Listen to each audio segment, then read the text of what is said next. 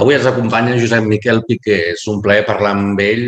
És una personalitat del món de la innovació, vinculat a la Salle, ara president de la Triple Hèlix i amb molts barrets, i això ho diem perquè realment és present la figura de Josep Miquel Piqué en molts àmbits de la innovació de la nostra ciutat, del nostre país. Molt bon dia, és un plaer que ens acompanyis. Molt bon dia, gràcies.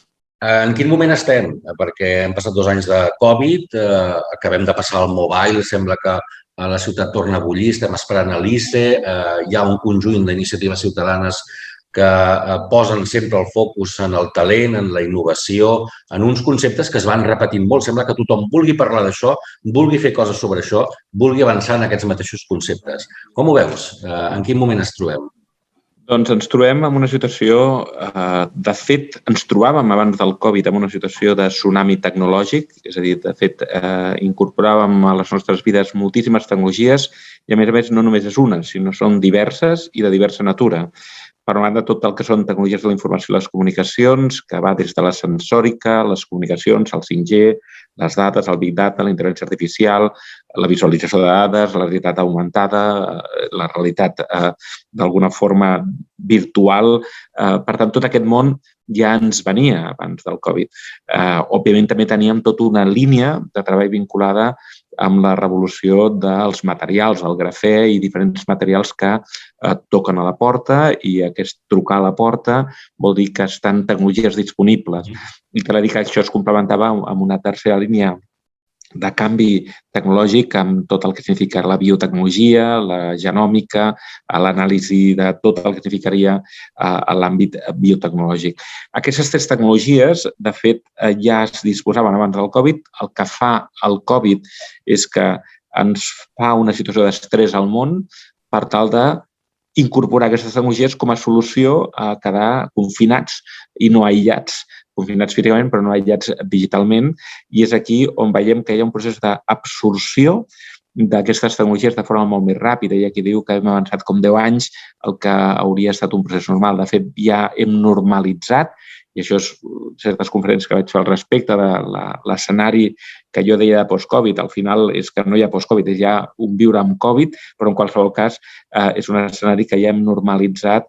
Primer, el poder fer reunions virtuals que no substitueixen les presencials en la seva totalitat, però que en qualsevol cas per certes reunions operatives, com la que estem fent ara, són més que òptimes, però també hem vist com la tecnologia ens ha transformat la forma de treballar, la forma de consumir, tot el que significaria les compres online o fins i tot la forma, òbviament, de relacionar-nos.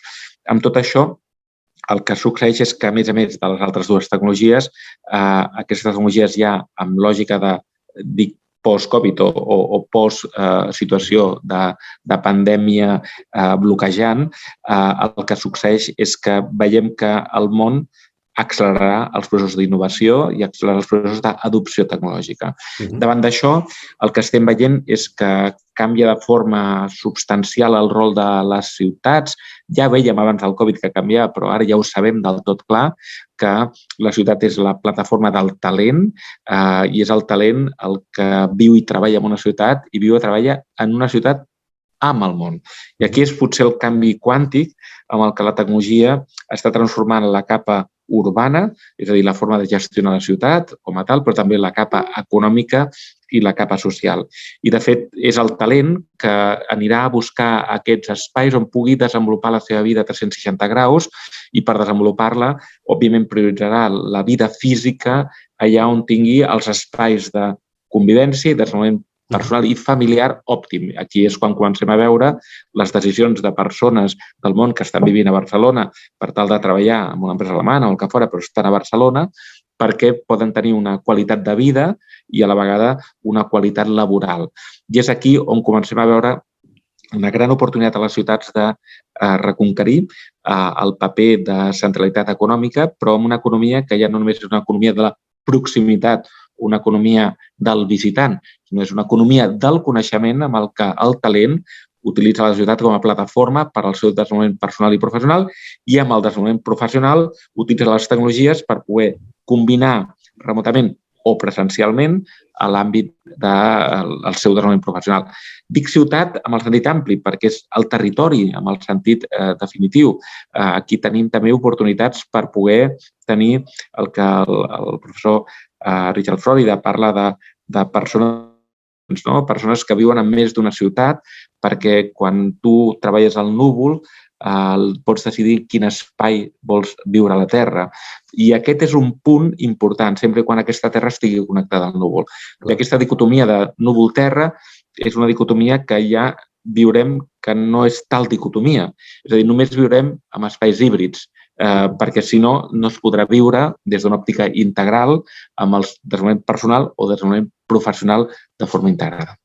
Que viure en el metavers no ens faci oblidar els carrers. En aquest cas, la ciutat sembla que està en un moment òptim, perquè cada setmana veiem estem a la posició 2, estem a la posició 3, Barcelona ocupa el 5è millor lloc del món per invertir, per viure, i etc. I cada setmana veiem que hi ha més hubs, més conjunts i sectors que volen establir espais a la ciutat on innovar, on treballar, on reunir-se, on mantenir aquest contacte entre ells. Per tant, Barcelona està en un moment important. Un moment òptim. De fet, òptim perquè, com bé dius, el talent ja no perseguirà les empreses. Són les empreses que perseguiran el talent.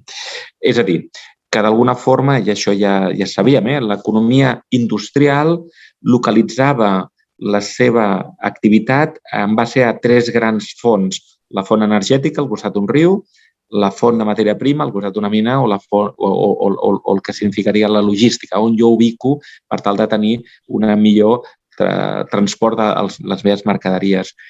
En l'economia del coneixement, al ser la matèria prima, el talent, el territori ha de posar a disposició d'aquest talent els elements de connectivitat, de tecnologia i de més. Per tant, talent, tecnologia i territori és aquest triangle que contínuament està interaccionant. I és les empreses que, si volen realment connectar amb aquest talent, s'ubicaran amb els espais físics que tinguin una millor proposta de valor per al seu talent. I aquí comencem a veure que Barcelona té una situació excepcional. Jo m'atreviria de lideratge dels top 10, top 5 del món, perquè és una ciutat d'una alta qualitat de vida. L'espai públic a Barcelona sempre ha defensat que és l'espai de la convivència. Els carrers, i jo he rebut, quan era conseller delegat al 22 Arroba, cada any rebia unes 300 delegacions. És a dir, cada dia tenia delegacions del món visitant i aprenent Barcelona. De les coses que més es sorprenien era la qualitat de l'espai públic. La qualitat de l'espai públic vol dir la qualitat de la convivència, vol dir l'espai comú, vol dir on es barregen i s'interaccionen persones que són o estudiants o investigadors o professionals o persones que durant el dia commuten la seva funció, perquè potser al matí ets pare per portar o mare per portar els seus fills a l'escola, durant el dia ets treballador, durant la tarda ets professor a la universitat. Per tant, la ciutat et proveeix de diferents perfils al llarg del dia. Què té de bo això? Que amb aquesta situació Barcelona té una gran proposta de valor de la capa física, l'espai públic, de la capa social, l'espai de la convivència, és una ciutat amable, una ciutat que, a més, incorpora amb l'espai cultural i, a més, una ciutat vibrant. Per tant, amb aquest context, i de fet, permetràs que posi un exemple molt concret, justament amb el mobile, teníem una reunió amb Conto, una multinacional francesa, una startup / scale-up francesa que té una valoració de més de 4.000 milions. Ha estat un scale-up d'aquestes que creix de forma molt ràpida, que ha de passar de 20 treballadors a 100 en els propers 6 mesos, que la seu la tenia a París i que ha decidit créixer a Barcelona per créixer a Europa. És a dir, que ubica Barcelona a l'espai de creixement europeu. Una empresa francesa. I després d'haver analitzat París, Berlín, Milà i Barcelona. I la decisió és quin és l'espai òptim pel talent que necessito europeu. No el talent català, europeu. I és aquí on comença a veure el valor que és el talent europeu, que al final és gent que tenim aquí. Les nostres universitats estan traient talent europeu. Barcelona és la ciutat Erasmus d'Europa, ciutat que tots els joves volen venir, i després d'aquesta experiència de 6 mesos, un any a Barcelona, òbviament, la proposta de valor de seguir vivint a la ciutat és de les millors propostes, si hi ha una qualitat professional oportuna. Un parell de temes més. Per una banda, parlem d'això que abans la gent li deia que som una ciutat cosmopolita. No? Ara ho vestim també amb una sèrie de valors i conceptes, no? Però tota la vida es diu això, no? Que Barcelona és una ciutat d'atracció. Això en un moment en què la identitat dels països, de les regions, de les ciutats també es posa molt en valor, ben entesa la identitat. No? Aquest equilibri on el trobem, és a dir, per no deixar de ser Barcelona, la Barcelona que en general a la gent ens agrada. Bueno, primer de tot, vull fer una prèvia. Jo, quan vaig presidir l'Associació Mundial de Parcs, la IAS, International Association of Science Parks and Renovation, vaig presidir una associació de 400 ecosistemes del món, 400 parcs. Vaig tenir l'oportunitat amb els 2 anys de la meva presidència, i després vaig estar com 8 amb el board, de visitar aquests 2 anys uns 50 ecosistemes del món. Ecosistemes a Busan, a Corea, ecosistemes a Melbourne, ecosistemes a Medellín, a Porto Alegre. Els territoris necessiten ser clarament atractius i interessants perquè necessiten tenir una identitat pròpia. I l'identitat és una combinació del path dependency, del que hem fet fins ara, però l'identitat es construeix i es desenvolupa i es barreja. I ara permetem dir que tenim una societat que justament el valor de la innovació és el valor de la hibridació. I la hibridació passa per la interdisciplinaritat funcional, de persones de diferents àmbits d'una àrea funcional, però també la cultural i, òbviament, també la de coneixement, no? Si enginyers, advocats o gent de business. Dic això perquè les ciutats són espais de llibertat, són espais de plataforma per combinar els diferents perfils. I, òbviament, tu tens un path dependency, que és el que et dona el flavor, que et dona el valor. Però jo sempre dic que el millor que pot fer una persona xinesa a Barcelona és seguir sent xinès a casa nostra per recordar que Xina existeix cada dia. I segurament menjarem menjar xinès i segurament aquesta persona xinesa coneixerà més nosaltres. La identitat evoluciona i la hibridació és un senyal d'enriquiment.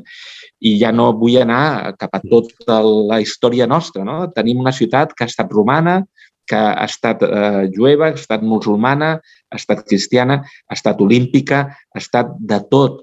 I tenim totes les capes. I és la identitat agregada la que d'alguna forma ens fa sentir que és una ciutat de l'oportunitat de ser. I que potser la gran diferència, un petit detall, perquè la gran diferència entre una nació i una ciutat és que la ciutat sempre pregunta d'on vens. Perdó, la nació pregunta d'on vens. La ciutat et pregunta on vas. És a dir, que crec que la construcció d'un futur que serà diferent al passat, bàsicament perquè les tecnologies ens canviaran radicalment, estem a un clic de qualsevol persona del món. Les persones que venen d'Argentina a Barcelona no perden la seva relació a Barcelona, però és que la gent que ve d'Argentina recordem que venia d'Itàlia i de Barcelona. És a dir, tenim un món que és la nostra plataforma i és la ciutat on combinem i concentrem les nostres persones. Què vull dir amb això? Que el factor identitat hem d'estar oberts a anar evolucionant, a anar integrant, a anar reconeixent el nostre passat, òbviament, però anar estant oberts a estar integrats amb altres cultures i altres mirades. L'últim tema, i també potser s'escapa una mica i el poso en aquest núvol filosòfic. Estem parlant de que, uau, Barcelona va molt bé i ho hem dit ara, no? I sembla que tot això va per fer un món millor, però fa 15 dies estem en guerra. Clar, planteges, no? Estem abocant moltes coses, la innovació tecnològica, el fer millor l'urbanisme de les ciutats i resulta que a 2.000 quilòmetres s'està matant la gent. Aquest també equilibri és complicat, no? Aquestes dinàmiques del mal que existeix amb l'interès humà i general de fer una societat millor. Sí, això justament ara a l'associació de la Triple Hèlix, amb la conferència que tindrem el mes de juny, és un tema que posem a debat i posem a debat perquè crec que la diplomàcia no és només una diplomàcia de països, és una diplomàcia, jo li dic, de la triple i quadruple hèlix, d'universitats que es relacionen, d'empreses que es relacionen, de governs que es relacionen, però també de societat que es relaciona. Jo crec que no ens hem d'oblidar que hem d'estar actius en la creació de la pau. És a dir, la no relació és pitjor perquè són condicions de distància. La generació Erasmus ha constituït Europa. la gent que ha conviscut amb Erasmus difícilment crearà guerra. Per tant, sabem que la natura humana, si tenim tendències de tancar-nos amb nosaltres mateixos i de ser el poble escollit enfront al reste dels pobles, això ja sabem cap on condueix. Per tant, no hi ha un poble escollit, és la humanitat l'escollida per viure aquesta terra. El que hem d'assegurar és que hi hagi ponts permanents, diàlegs permanents, i per tant això el que ens fa és activar el que jo parlo de la diplomàcia de la innovació, el sistematitzar i no oblidar que el conreu de la pau és un conreu diari. Òbviament, en situació de guerra, hem de lamentar-la, hem d'evitar morts, hem de clarament fer asseure la gent per parlar-ne, però també hem de cultivar i conrear clarament la pau de forma activa. I això fa que no ens oblidem que hem de ser actius. No és allò, si tenim pau ja està. No, la pau s'ha de treballar de forma permanent. Moltes gràcies, Josep Miquel Piqué. Hem parlat de ciutat, però de molt més, perquè finalment també la ciutat és molt més i la tecnologia i aquesta innovació permanent, doncs, esperem que ens ajudi també a fer un món millor. Gràcies, Josep Miquel Piqué. Fins la propera. Molt bon dia. Molt bones.